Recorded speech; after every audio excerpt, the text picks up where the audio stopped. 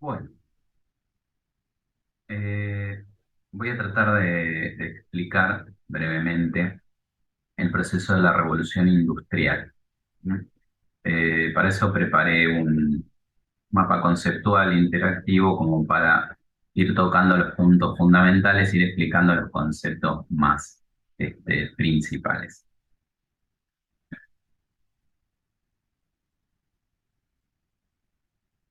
Bien, lo primero que tenemos que conversar o tenemos que aclarar es qué es la revolución industrial, de qué estamos hablando cuando hablamos de la revolución industrial. La revolución industrial es un proceso en el que se transforma la manera de producir, ¿sí?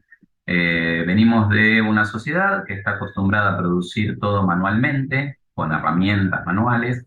Las personas son dueñas de sus herramientas y producen. Y son dueños de sus productos también, que luego llevan al mercado y venden. Ese sistema se va a transformar completamente en un sistema donde la gran mayoría, si no el 100% de la producción, se va a dar en el ámbito de una... Las fábricas son espacios, eh, digamos, que no pertenecen al trabajador, sino que son del dueño de la fábrica, de un tercero, y por lo tanto la manera de trabajar es diferente porque ya el producto tampoco pertenece al trabajador, sino que al trabajador se le paga un salario, es decir, se le asigna un valor mensual a sus horas de trabajo, pero no tiene ningún derecho sobre el producto finalizado. Las fábricas también eliminan el trabajo manual y todo el trabajo se hace mecanizado, es decir, a través de máquinas. ¿Mm? El obrero de la fábrica no se dedica a realizar productos con sus manos, sino a operar las máquinas que generan o que realizan esos productos o esas producciones. ¿Se entiende? Bien, esto es lo que pasó durante la Revolución Industrial. Toda la producción se encontraba en forma manual, se hacía en forma manual, ¿sí? Y pasó en muy poco tiempo a realizarse toda la producción en fábrica y a través de maquinaria. Bien, eso es básicamente. Se lo llama revolución porque fue un proceso muy rápido, ¿eh? Y además trajo muchos cambios. Imagínense que la forma de producir original hasta la forma de producir industrial final son muy diferentes entre sí, con lo cual la sociedad, la tecnología y la economía obviamente durante ese proceso cambiaron enormemente. Y el proceso no duró tanto, fue un proceso relativamente corto en términos históricos. Por eso los historiadores eligieron llamarlo revolución, no en el sentido de una subversión violenta, sino en el sentido de un cambio muy profundo y muy amplio y muy acelerado, muy rápido. Bien. Eh, Bien. Entonces le decía, es un periodo histórico comprendido entre la segunda mitad del siglo XVIII y principios del XIX, en el que primero Inglaterra y luego el resto de Europa sufren una serie de cambios, el mayor conjunto de transformaciones socioeconómicas, tecnológicas y culturales, este, desde la revolución neolítica, ¿sí? Es decir, desde la edad de piedra.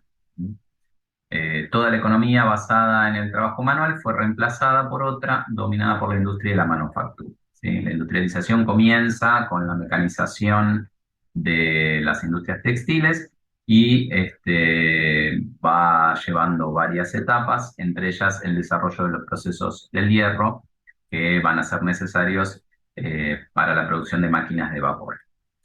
Bien, eh, ¿por qué la revolución industrial se inicia en Inglaterra y no se inicia en otros países de Europa? Esa es la cuestión. Si nosotros pensamos en la revolución industrial o la resumimos como una transformación en la manera de producir que nos lleva, digamos, hacia la fábrica, estamos hablando de la aparición en poco tiempo de un sinnúmero, una enorme cantidad de fábricas. Bien, las fábricas para poder existir necesitan varios componentes, es decir, Inglaterra, para poder realizar esta revolución industrial, este cambio tan grande, esta producción, digamos, o este movimiento hacia la producción en fábrica tan veloz, esta aparición de tantas fábricas en tan poco tiempo, necesitaba tener ciertos factores, tres puntos, eh, preparados, por así decirlo, en su sociedad o en su entramado social y económico. ¿Cuáles son estos tres factores fundamentales? Bien, acá los muestro en el cuadro, ¿sí? Necesitaba mano de obra disponible, que fuese libre y que cobrara poco, ¿sí? El esclavo no sirve para la producción industrial. Necesitamos personas libres, ¿sí? ¿Por qué? Porque la cantidad por varios motivos, pero digamos, uno de ellos, quizá el más importante, es que la cantidad de esclavos necesarios para operar la cantidad de fábricas que aparecen durante este periodo sería demasiado caro de comprar, de mantener y de mantener a raya, digamos, evitar revueltas, como para que fuese económicamente útil. Sería, digamos, una mala inversión, podríamos decir. Así que es necesario que sean personas libres que acuerden con los dueños de la fábrica una cantidad de horas de prestación de servicios diaria o semanal o mensual o anual a cambio de un salario, es decir, una suma fija que se le paga al finalizar la tarea. ¿Mm? Lo que es más o menos el mismo sistema que tenemos hoy, ¿sí? El trabajo asalariado. Bien. Además de que sea libre, la mano de obra era necesario para que pudieran surgir con tanta velocidad tantas fábricas, que además fuese barata, es decir, que los salarios fuesen bajos, muy bajos. ¿Sí? Bien. Por otro lado, digamos esto por un lado porque necesitamos mano de obra, ¿no? No podemos tener fábricas sin obreros. Eso se entiende. Y para que las fábricas se den en la cantidad que se dieron en Inglaterra, esos obreros tienen que cobrar poco, porque si no el costo del empleo es muy elevado para que las fábricas se reproduzcan tan rápido. ¿Sí? Se hubiese dado una industrialización, pero en un tiempo mucho más extendido. ¿Mm? Bien. Después, disponibilidad de capitales acumulados. ¿Qué es esto? Dinero. ¿Sí? Si uno va a poner una fábrica, necesita el dinero para comprar las instalaciones, para comprar las maquinarias, para pagar todos los permisos, los impuestos, todo lo que hace falta, y para los salarios. ¿Sí? Además, para comprar las materias primas, bueno, lo que a ustedes se les ocurra. Necesitaban tener dinero, básicamente, ¿sí? Dinero acumulado para que puedan desembolsarlo todo de golpe, ¿no? Imagínense cuánto dinero cuesta establecer una fábrica. Todo eso tenía que salir de un solo golpe para poderla producir, ¿sí? O para poder generar la fábrica. Bien, así que era necesario para que aparecieran muchísimas fábricas tener muchísimo capital o muchas personas que tuviesen mucho capital acumulado. Bien, acumulado ya de antemano. Bien. Bueno, y el otro aspecto es el aspecto político. Obviamente es necesario tener un sistema político abierto, ¿sí? A la industrialización y que esté interesado en desarrollar el comercio y la producción en masa, ¿m? O en cantidad. ¿Eh? Si tenemos un sistema político, un gobierno o lo que fuere, que se dedica a proteger la producción manual y a frenar la producción industrial, no se va a dar la revolución industrial. Es necesario que los gobernantes, la política, esté a favor de este tipo de transformaciones y movimientos. Bien, hasta ahí más o menos vamos. Vamos por el primer ítem, ¿sí? La disponibilidad de mano de obra libre y barata. Bien, la mayor cantidad de la población productiva eh, en Inglaterra, allá por el siglo XVII-XVIII, se encontraba en los campos. Y acuérdense que venimos de un sistema feudal donde la producción se hace principalmente por campesinos en sus aldeas, en sus comunidades. Bien. Bueno, esos campesinos tributaban parte de su producto a sus señores. Pero claro, después vino el descubrimiento de América, bueno, primero el mercantilismo, el comercio con Asia, después el descubrimiento de América, y entonces ya los señores empiezan a perder un poco de interés en recibir los productos de la tierra y de la labor de los campesinos y empiezan a pedir o a que mandan nunca piden, ¿no? A reclamar, a exigir que se les pague en dinero, ¿sí? Los señores empiezan a interesarse por el dinero. Hasta ese momento, las tierras las trabajaban los campesinos para su provecho y entregaban una parte de la producción a sus señores. Sin embargo, a partir de ahí van a tener que encontrar nuevas formas de convertir su producción en moneda y entonces de esa manera pagarles a los señores. Para esto van a agregar trabajo, se van a dividir las tareas en las casas, los hombres y los niños de cierta edad van a dedicarse a seguir cultivando la tierra para el alimento propio de la comunidad, mientras que las mujeres van a establecer ciertos acuerdos con burgueses de la ciudad que le van a dar materias primas y una, nada, y alguna que otra herramienta, y ellas se llevan eso a su casa y en su casa a mano van a producir pequeñas manufacturas, no sé, vestidos, telas, cerámicas, diferentes productos, depende de cada lugar, que luego, una vez que eso esté terminado, se los entregan al burgués de la ciudad y el burgués de la ciudad les da unas monedas, ¿sí? Les da un dinero a cambio de ese trabajo o de esa producción. Y con esas monedas, con ese dinero, van a poder pagarles a los señores, ¿sí? Así que en un principio se les fue complicando un poquito la vida a los campesinos, pero sin embargo todavía podían salir adelante con este sistema mixto, ¿sí? De producción doméstica. Bien, ¿qué pasa? El mercantilismo, el comercio, el interés por el dinero sigue desarrollándose y sigue creciendo con el tiempo, sobre todo con la explotación de las colonias americanas, ¿sí? La plata, el oro americano y además los productos americanos generan un boom de comercio. Entonces, los señores, es decir, quienes mandan, cada vez van a estar más interesados en la producción y ya el tema de cobrar en moneda no les va a alcanzar. Van a buscar maximizar de alguna manera sus beneficios a partir de la tierra. Que vale aclarar, la tierra no les pertenece a los señores, a pesar de que ellos entienden que sí, sino que es de toda la comunidad. La comparten los señores con los campesinos. Pero bueno, eso a los señores no les va a importar tanto. Bien. Bien. Los campesinos entonces hasta ese momento vivían de sus tierras, ¿sí? Cultivaban lo que necesitaban, pero bueno, ya a principios del siglo XVI, con el aumento de la circulación de moneda y el aumento de la población, este, este sistema ya empieza a cambiar. Los señores empiezan a ocuparse de la producción y empiezan a hacer nuevos cambios, digamos, que apuntan a beneficiarse ellos, y por supuesto, en detrimento en perjuicio de los campesinos. Bien. Eh, Empieza a aparecer la economía como en un mercado mundial, entonces se empiezan a mirar los mercados internacionales, puntualmente el mercado de Flandes y en Países Bajos, que en ese momento era como la bolsa de Wall Street hoy, ¿no? La que marcaba un poco los valores de las cosas en el mundo.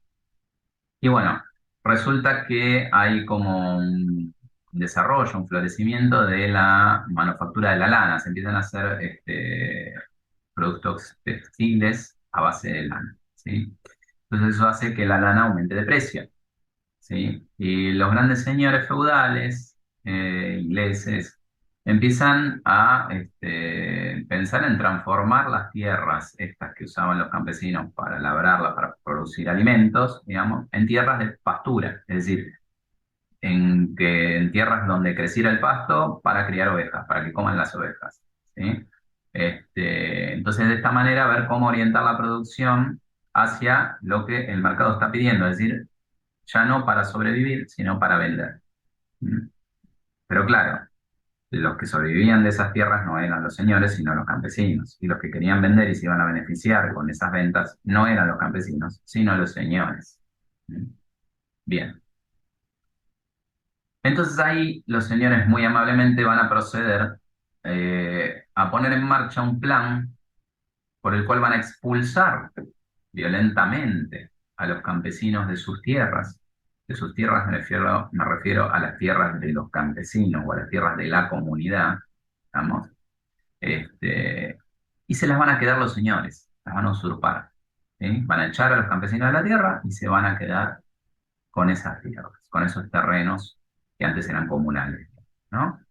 ¿Qué pasa? Los campesinos, al ser expulsados, tienen que emigrar hacia las ciudades y de esta forma se crea como una gran masa de mano de obra libre y desocupada, que solo puede encontrar su lugar en las ciudades donde empieza a haber cierto desarrollo comercial o industrial generado, bueno, por estos avances del mercantilismo, la colonización de América y todo lo que había comentado después. Es decir, van a ir a parar o se van a ir a convertir en mano de obra libre y barata. ¿Mm? Esto que decíamos al principio. Bien, ¿para qué echaron los señores a los campesinos de la tierra? Bien, para venderlas. Vendieron, dividieron las tierras comunales, las cercaron, las dividieron en parcelas y las vendían o las alquilaban o las ponían a trabajar para los jornaleros, para beneficio propio, ¿no? Por jornaleros para beneficio propio. Este, de esta manera, entre otras cosas, se generó una nueva clase social de burgueses del campo, es decir, algunos pequeños burgueses de las ciudades empezaban a comprar estas tierras pensando en hacer negocios, es decir, en criar ovejas y vender la lana. Y se fue generando una nueva clase social que hasta ese momento no existía, que era una suerte de burguesía, pero del campo, no ya de la ciudad, sino del campo. A esta nueva clase social se la conoce con el nombre de gentry. Hoy quizás puedan relacionarlo, que se habla en muchas ciudades del mundo, se está hablando de una gentrificación. ¿Qué es lo que significa la gentrificación? Significa que se están aumentando los valores de las propiedades de manera que solamente las personas de más altas riquezas, más alto nivel social o socioeconómico, van a poder vivir en las ciudades, mientras que los trabajadores o los pobres van a ir quedando cada vez más expulsados de los centros urbanos y van a vivir en la periferia. Eso es gentrificación. Y viene de esta palabra en inglés, la gentry, esta clase social que se construye de adinerados de la ciudad que compran las tierras que en realidad habían pertenecido a los campesinos pobres de los campos, y se mudan al campo a hacer negocios. Bueno, eh, de ahí entonces tenemos uno de los tres factores, ¿sí? La disponibilidad de mano de obra libre y barata. Los señores echaron a los campesinos, les robaron las tierras y los mandaron a pedir trabajo a la ciudad. Todos esos campesinos que fueron a pedir trabajo a la ciudad terminaron trabajando por 2 mangos en alguna fábrica. ¿Mm? Y así se formó, digamos, la clase de obreros industriales, permitiendo que aparezcan muchas fábricas en poco tiempo porque había suficiente gente para emplear a bajo costo. Bien, vamos por la segunda. La segunda decíamos que era necesario y fundamental tener dinero acumulado. Bien, la disponibilidad de capitales acumulados va a surgir de varios sectores, pero principalmente de una actividad comercial que existía en esa época, que era quizá el boom del momento, que era el comercio triangular.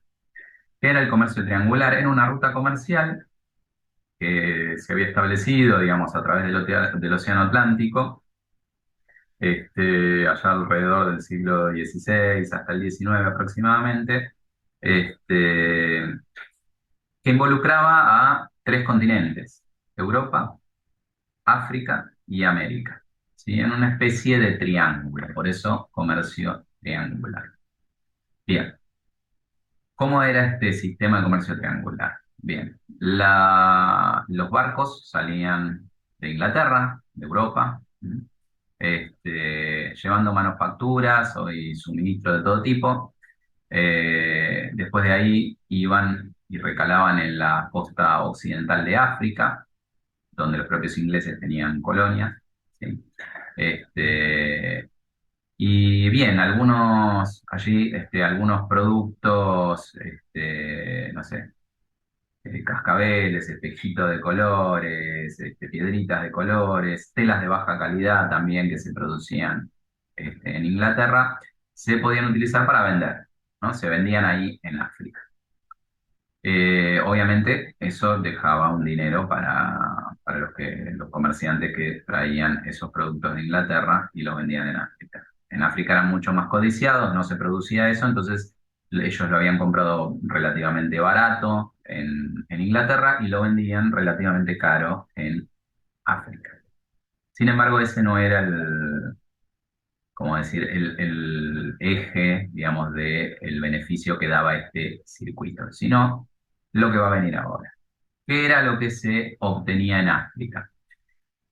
El producto que se cargaba en África eran personas, o bueno, ellos no los consideraban personas, esclavos negros. ¿Sí? Ese comercio de esclavos negros sería, digamos, muy incentivado por los comerciantes locales porque hacían grandes diferencias. Imagínate que salían a cazar este, personas, nativos de África, que podía salir nada, una expedición de cacería, y luego los vendían a precios importantes, ¿sí? O por lo menos importantes para la colonia. Y se vendían en grandes cantidades. Los ingleses que venían en los barcos, tras haber vendido lo que traían de Inglaterra, compraban grandes cantidades de esclavos negros. ¿A dónde iban con esos esclavos negros? Iban para América, para las colonias americanas, que andaban muy necesitadas de mano de obra y no le hacían asco para nada a la mano de obra esclava. ¿Mm? Así que la siguiente escala eran las Islas Antillas, eh, Cuba, República Dominicana, para que se ubiquen ahí alrededor de México, donde los esclavos y la mayor parte de las mercancías europeas se terminaban de vender. ¿Sí? Eh, Allí se cargaban productos coloniales como el azúcar, el tabaco, el tomate, el cacao. A veces si había plata u oro, también el plata u oro, depende dónde y depende cómo estuviera la cosa en ese momento, ¿sí? Metales preciosos. Y todo eso se llevaba de vuelta a Inglaterra, donde se volvía a vender. ¿Sí?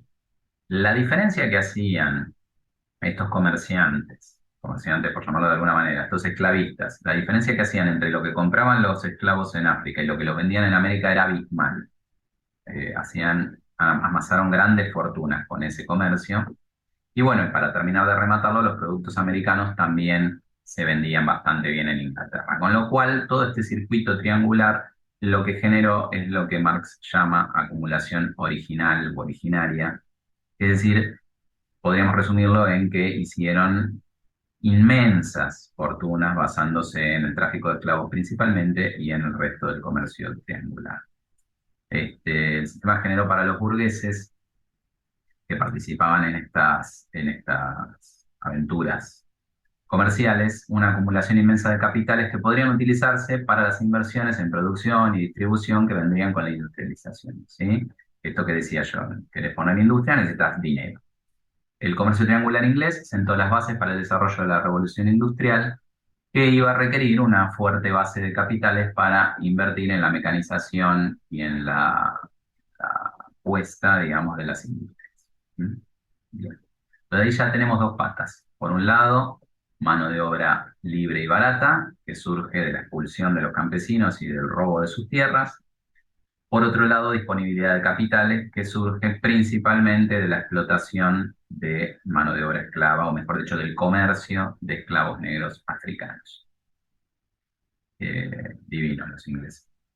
Bien, y lo último que nos quedaba era el sistema político abierto al desarrollo industrial y comercial, ¿sí? Bien, ¿Se acuerdan que yo les dije que los señores ingleses habían echado a los campesinos de sus tierras y los habían vendido esas tierras? Bien, resulta que los reyes eso tanta gracia no les hacía porque el poder o la autoridad real se basaba en el sistema o los principios del modo de producción feudal, ¿sí? Cuando el señor feudal echa de su tierra a los campesinos está rompiendo con los principios del modo de producción feudal. Y eso de alguna manera debilita la legitimidad del poder de los reyes, con lo cual a los reyes no les causaba ninguna gracia, ¿sí?